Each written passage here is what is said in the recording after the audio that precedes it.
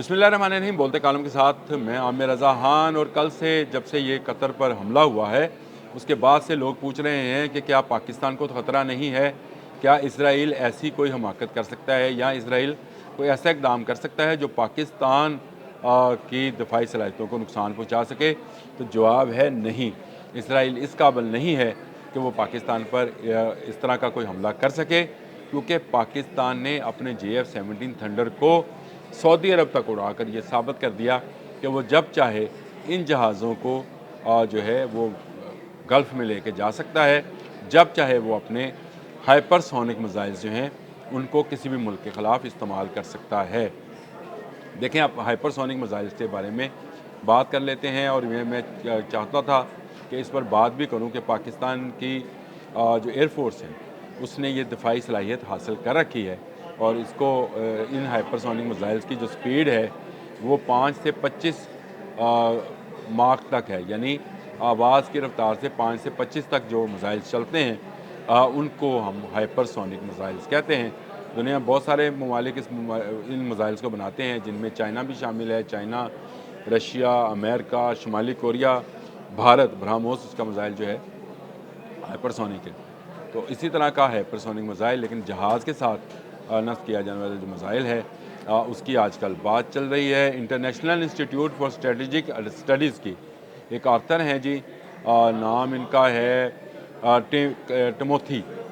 जी हाँ, इनका नाम है टिमोथी। और ये टिमोथी जो हैं इन्होंने इसके बारे में लिखा है कि टिमोथी डांट नाम है इनका शायद। उन्होंने लिखा है कि जी पाकिस्तान ने मुमकिना तौर पर हाइपरसोनिक टेक्नोलॉजी हासिल कर रखी है। चाइना डेली ने भी इस बात का दावा किया था। वो लिंक साथ मैं आपको शेयर भी कर देता हूँ कि पाकिस्तान ने जो भारत का H-400 तबाह किया था जलंधर में, भारतीय पंजाब के अंदर, वो इसी हाइपरसोनिक मिसाइल के ज़रिए किया था। और कहा यह जा रहा है, जो टिमोथी साहब हैं जो तजियाकार हैं, उनका तो ये कहना था कि ये चाइना का ही वर्जन है, CM-400 AKG यही इस्तेमाल किया गया है और ये इसकी तस्वीर मौजूद हैं पाकिस्तान के JF-17 थंडर ब्लॉक 3 के साथ। इसको इसके साथ इंटीग्रेटेड किया गया और हवा से ज़मीन पर फायर किया जाने वाला ये मिसाइल है जो कि पाकिस्तान इस्तेमाल कर रहा है। और इसी को जंग मई में जब वो अपना संदूर मिटवाने के लिए हमारे पास आए थे और हमने उनका संदूर अच्छे तरीके से मिटा दिया था बुनियानुल मखसूस के ज़रिए, उसमें ये इस्तेमाल हुआ है। लेकिन इससे अगली ख़बर ये है कि पाकिस्तान एयरफोर्स अपने भी एक हाइपरसोनिक मिसाइल के ऊपर जो एयर टू एयर और एयर टू सरफेस होगा उस पर काम कर रहा है। आज़ाद ज़राए इस बात की जो है वो तस्दीक कर रहे हैं, लेकिन अभी तक पाक फ़िज़ाइया से नहीं आया। हाँ, ये ज़रूर है कि इस वक्त फ़ास्ट सिस्टम के ऊपर बात की जा रही है। फ़ाज़ 1 और फ़ाज़ 2 आपको पता है 3.5 और 4.5 स्पीड के माख स्पीड के, यानी आवाज़ से 4 गुना स्पीड के मिसाइल्स हैं। अब ये कहा जा रहा है कि फ़ाज़ 3 जो है बनाया जा रहा है, जिसकी स्पीड जो है हाइपरसोनिक मिसाइल्स की होगी। यानी पहले तो ये कहा जा रहा था कि AGK-400 जो है इसका इस्तेमाल किया जा रहा है चाइना का, जिसका तैयार कुनंदा एविएशन है, चाइनीज़ एविएशन इंडस्ट्रीज़ है, उन्होंने इसको तैयार किया था।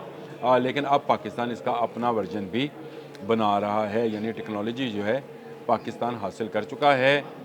इसकी तस्दीक आज या कल या 2 दिनों में हो जाएगी। तो क्या इसराइल एक ऐसे मुल्क के साथ पंगा लेने की सोच सकता है कि वो जो एटमिक क़ुव्वत भी हो, वो जो हाइपरसोनिक्स मिसाइल्स भी रखती हो, वो जो उसने अपने से कई गुना बड़े दुश्मन को मार गिराया हो, वो मुल्क जिसने राफेल जैसे 5th जनरेशन के जहाज़ को गिरा कर दिखाया और Su-30 के जैसे जहाज़ों को गिरा कर दिखाया कि वो हर किस्म के जहाज़ को गिरा सकता है, वो मुल्क जिसने S-400 जैसा दिफाई निज़ाम तहवाला कर दिया, जो कि आज भी इसराइल के तमाम जो एयर डिफेंस डोम है, आयरन डोम उसको कहते हैं, उससे बेहतर निज़ाम था।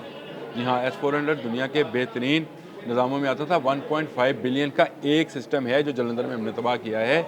और इंडिया ने जो है इस तरह के 4 सिस्टम, आप इनका हिसाब लगा लें कि ये $5.4 बिलियन की डील की थी रशिया के साथ।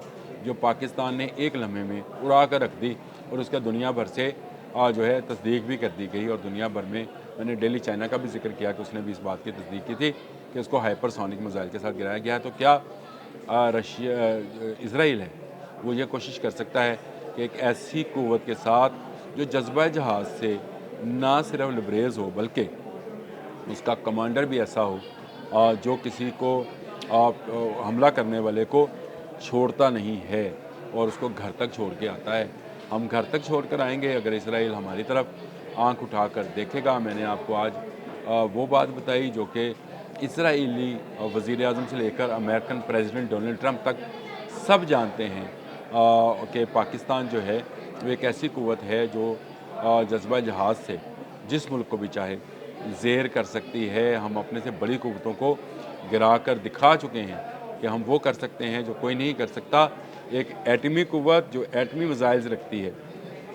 बाबर पर मैंने एक किया था, आपको याद है 2-3 दिन पहले ही मैंने आपको बताया था कि हमारे पास बाबर सीरीज़ के जो मिसाइल्स हैं वो उसको हम आप दोस्त से भी फायर कर सकते हैं और आप दोस्त की टेक्नोलॉजी भी जो है हमारे पास आ चुकी है। ऐसे क्रूज़ मिसाइल जो कि एटमी वॉरहेड ले जा सकते हैं वो भी किया जा सकता है।